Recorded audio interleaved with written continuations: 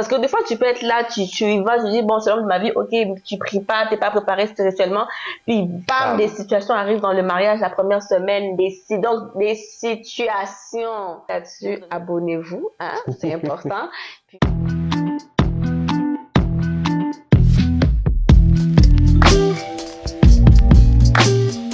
Hello tout le monde! Hi guys! On espère que vous allez tous et toutes bien. Nous, on va très bien par la grâce de Dieu. Alors, on se retrouve aujourd'hui pour une nouvelle vidéo. Donc, on a vu que le dernier sujet a quand même été apprécié par plusieurs personnes qui nous ont plus demandé de faire des vidéos dans ce style-là, étant donné qu'on est comme vraiment un jeune couple chrétien qui essaye de partager leur parcours, donc coacher, puis fiançailles, juste dans la vie du mariage. Et par la grâce de Dieu, nous allons tous y arriver. Alors, si c'est la première fois que tu tombes sur notre chaîne YouTube, on va se présenter. Nous sommes de Mookendies. Yeah. Donc, un jeune couple chrétien qui essaie, comme j'ai dit tantôt, de partager son expérience. Et par la grâce de Dieu, jusqu'ici, ça se passe très bien. Yep. Merci à vous tous qui continuez à regarder nos vidéos, à nous encourager, à les partager. Que Dieu vous bénisse. Surtout les amis, n'hésitez pas à vous abonner aussi, c'est important. On a beaucoup de vues. Abonnez-vous, ça va nous faire plaisir. Alors, dans le thème d'aujourd'hui, le thème qu'on a, c'est les 5 raisons pour lesquelles les fréquentations amoureuses n'aboutissent pas au mariage. Yeah. Quel fameux sujet. C'est deep, hein? Donc, on va essayer de développer ensemble. Comme d'habitude, nous sommes des jeunes. Il y a des fois des points qu'on ne sait pas ou qu'on n'a pas vécu. Donc, n'hésitez pas à nous les partager en commentaire. Je vois que plusieurs personnes sont plus à l'aise en privé. Donc, n'hésitez pas en privé aussi. Écrivez-nous. Ça va nous faire extrêmement plaisir de pouvoir échanger avec vous. Donc, pour nos réseaux sociaux, on a Instagram de Mookendies. On a aussi notre compte Gmail. Donc, si vous avez des suggestions, n'hésitez pas à nous écrire là-dessus. Donc, sans plus tarder, on va pouvoir commencer.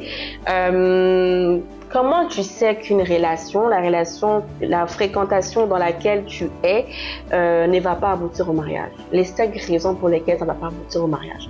Premièrement, cette relation-là t'amène à rétrograder dans ta relation avec le Seigneur.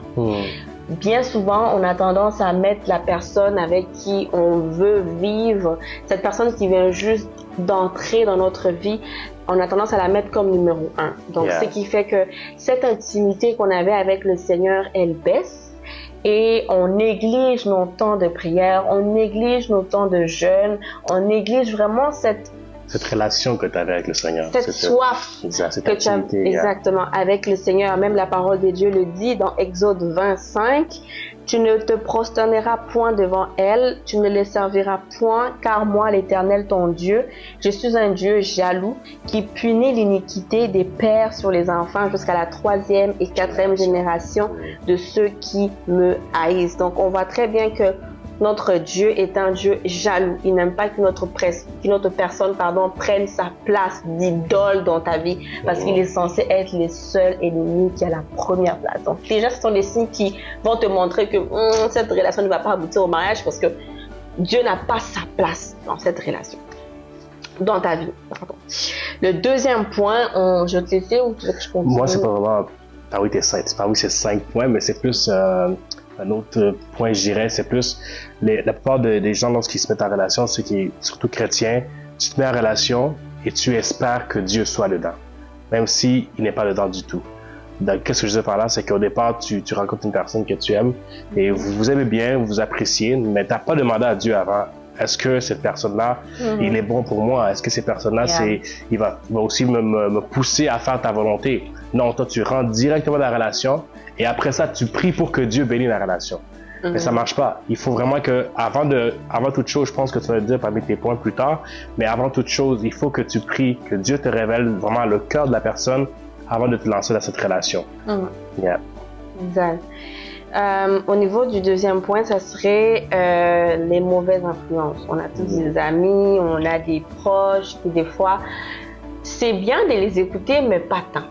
C'est comme mon mari l'a dit, ça vient rejoindre ce deuxième point dans le sens où si tu as déjà la réponse de Dieu sur la personne, tu auras la difficulté à être influencé par ton entourage. Exactement, par l'extérieur. Donc, ça va être compliqué. Si tu as eu le go de Dieu, quand quelqu'un va venir te dire « Oh, moi, je te vois pas avec telle femme ou avec tel homme », tu diras moi, Dieu m'a déjà donné le goût. Donc, c'est important que tu demandes l'avis de Dieu, comme mon mari l'a dit tantôt, avant que les mauvaises influences qui vont venir jouer dans cette relation aient un mot à dire. Parce que même s'ils ont le mot à dire, du moment où tu as eu le OK de Dieu, ça t'empêche en fait, ça bouge tes oreilles et ça te permet de rester focus sur cette relation qui fait partie de la volonté de Dieu. Exact.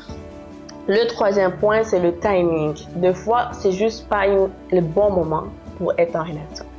Parce que des fois, on s'est dit, je veux me mettre en couple, j'aime telle personne, elle m'intéresse, mais est-ce que c'est le bon moment? C'est ça, en fait. Chaque chose a son temps. Chaque chose a son temps. Puis des fois, Dieu veut juste te voir dans la prière. Il veut pas nécessairement que tu sois en relation. Il veut que c'est ta saison de prier, de le chercher. Mais beaucoup d'entre nous, on finit une relation, on jump tout de suite dans une relation parce qu'on dit, il faut que je trouve la bonne, il faut que je trouve la bonne personne pour moi.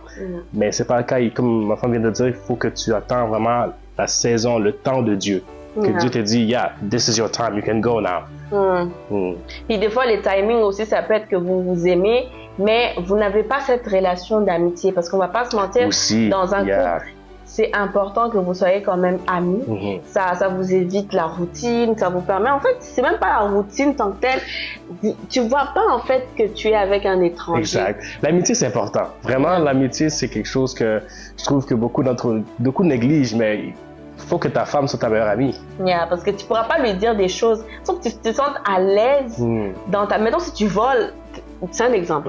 On est des enfants de Dieu, je ne vais pas prendre cet exemple-là, mais dis-toi que peu importe la gravité du péché que je veux faire, il faut que je sois à l'aise à pouvoir exactement en parler à ma femme. Pas que ce soit, oh mon Dieu, sacrilège. Tu vas cacher le péché que tu as fait, tu vas pas vouloir le dire, parce non. que tu as peur de comment elle va réagir, mais elle est où la relation d'amitié? Tout ça est dans les timings. Commençons par construire une relation d'amitié avant d'aller vers une relation amoureuse, parce que dès que tu as eu le goût de Dieu, c'est important que ces bases-là soient mises, parce que ça va vous aider dans certaines étapes de votre vie, certaines étapes de votre coaching.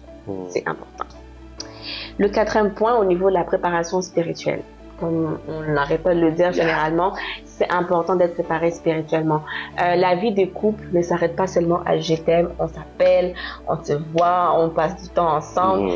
C'est beaucoup plus spirituel que ce qu'on ne pense et ça demande beaucoup de concentration dans la prière. Ça demande en fait, en tant qu'enfant de Dieu, qu'on ait cette relation avec Dieu, parce que ça va...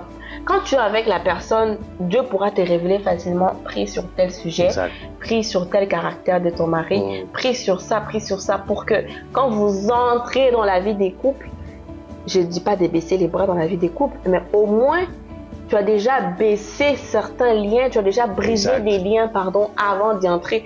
Parce que des fois, tu peux être là, tu y vas, tu dis, bon, c'est l'homme de ma vie, ok, tu pries pas, t'es pas préparé spirituellement.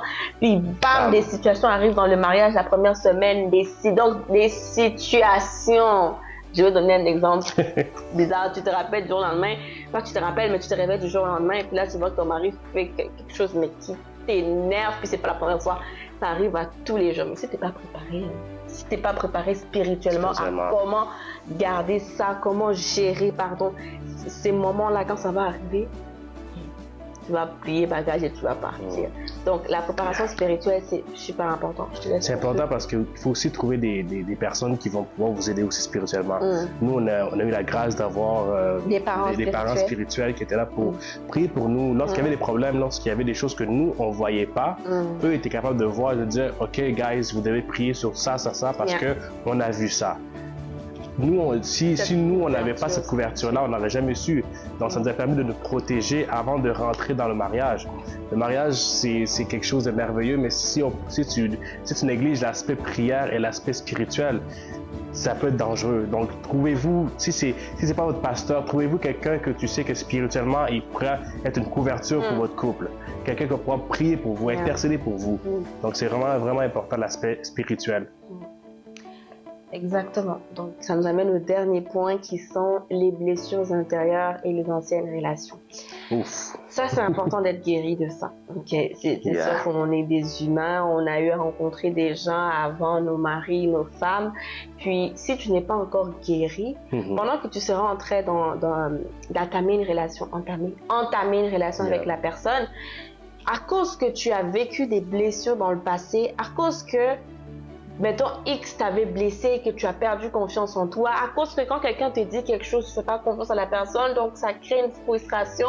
Ça t'amène des fois à penser que, oh, tout le temps c'est, oh, il me dit pas la vérité. Comme, oh, c'est sûr qu'il me ment.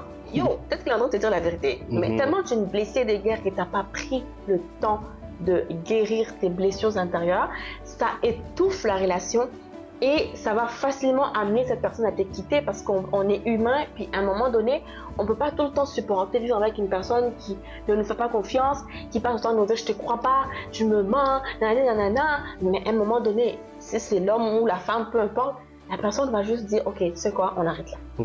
À un moment donné, on arrête là. On n'est pas tous les deux prêts ou encore... des fois même, on se dit, tu n'es pas fait pour moi, je ne suis pas fait pour toi.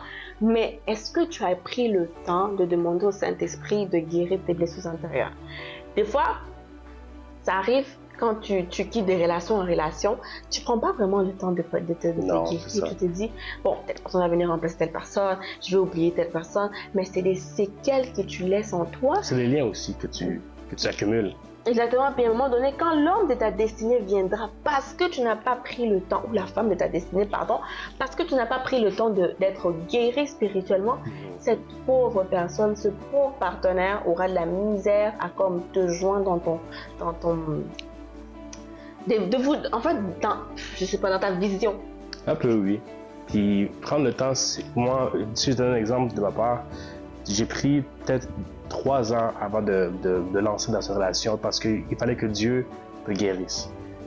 Prendre le temps, c'est quelque chose qui est très important. Ne vous lancez pas, vous terminez une relation, peut-être que c'est pas dû pour durer. Laissez Dieu, laissez le Saint-Esprit vous guérir, vous ramener dans cette joie que vous avez pour lui. Et la personne va venir tout seul, vous n'aurez même pas à forcer, mais prenez le temps à guérir. Prenez le temps à vous isoler, à vraiment chercher Dieu, prier, que le Dieu vous guérit parce que les blessures intérieures, ça peut vraiment gâcher une relation. Ouais. Tu rencontres une personne qui est merveilleuse et tout ça, mais parce que tu as encore des blessures en toi, c'est ce qui fait en sorte que ça marche pas. Et là, tu te dis, ah non, il n'était pas fait pour moi. Mais non, au contraire, c'est juste toi qui n'as pas pris le temps de guérir cette blessure que tu avais, mais tu voulais te précipiter de rentrer dans une relation et d'entamer tout de suite. Donc, prenez le temps. Ça peut prendre 1 an, 2 ans, 3 ans, 6 ans, pardon. Prenez le temps de vraiment laisser Dieu vous guérir. Prenez le temps que le Saint-Esprit vous guérit et Dieu va faire le reste par après.